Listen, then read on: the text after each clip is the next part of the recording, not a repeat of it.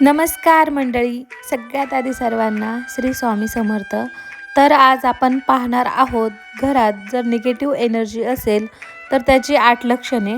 तत्पूर्वी चॅनेलवर नवीन असल्यास चॅनेल सबस्क्राईब करा, व्हिडिओ आवडल्यास लाईक करून आपल्या प्रियजनांसोबत नक्की शेअर करा आणि व्हिडिओ कसा वाटला कमेंट करून सांगायला विसरू नका। तर पहिलं लक्षण आहे, घरातील प्रत्येक व्यक्तीला सतत आळस व थकवा येतो, कोणत्याही कामात मन लागत नाही, शरीरात ऊर्जा म्हणजे एनर्जी नसल्यासारखं गळून गेल्यासारखे वाटते।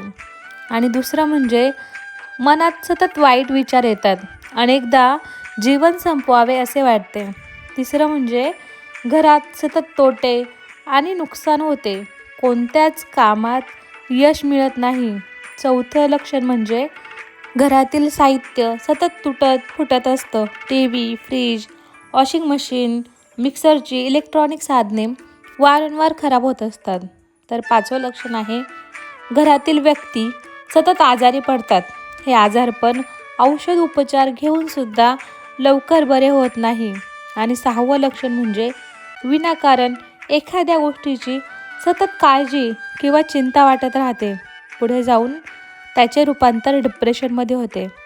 आणि सातवं लक्षण आहे, काम शेवटच्या टप्प्यात अटकते किंवा होता होता राहून जाते, एखादी चालून आलेली संधी आश्चर्यकारकरित्या हातातून जाते, सतत वाईट स्वप्ने पडत असतात। आणि आठवं म्हणजे घरात कुणीतरी असल्याचा भास होणे, घरात निगेटिव्ह एनर्जी आहे की नाही कसं ओळखावे? एक काचेचा ग्लास घ्या, त्यात पिण्याचे पाणी भरा, थोडेसे गंगाजल मिसळा, मूठभर गुलाबाच्या पाकळ्या त्यात टाका, हा ग्लास घराच्या एखाद्या कोपऱ्यात ठेवा। 24 तासानंतर ग्लासमधील पाण्याकडे निरखून पहा, जर पाण्याचा रंग गुलाबी अथवा लाल झाला असेल तर घरात निगेटिव्ह एनर्जी आहे।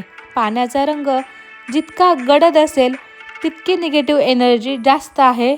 आणि रंग न बदलल्यास कारणे वेगळी असू शकतात। निगेटिव्ह एनर्जी घालवण्याचे उपाय: 1. घराचा मुख्य दरवाजा नेहमी स्वच्छ ठेवा, फरशी पुसण्याच्या पाण्यात चमचाभर खडे मीठ टाकून फरशी पुसा, खडे मीठ म्हणजे मोठे मीठ, गुरुवारी हा उपाय करू नये।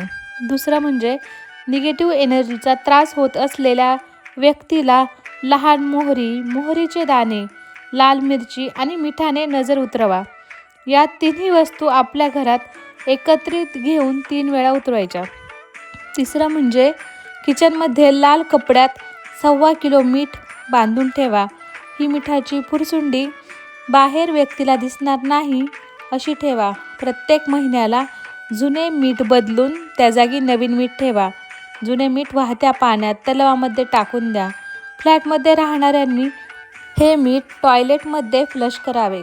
चौथं म्हणजे दर सायंकाळी अंगणातील तुळशीजवळ तुपाचा किंवा तेलाचा दिवा न चुकता लावा। 5वं, घरात हनुमान चालीसा ऐका। 6वं, अमावस्या पौर्णिमेला घराच्या मुख्य दरवाजाजवळ सांजवेळी दोन्ही बाजूने दिवे प्रज्वलित करा।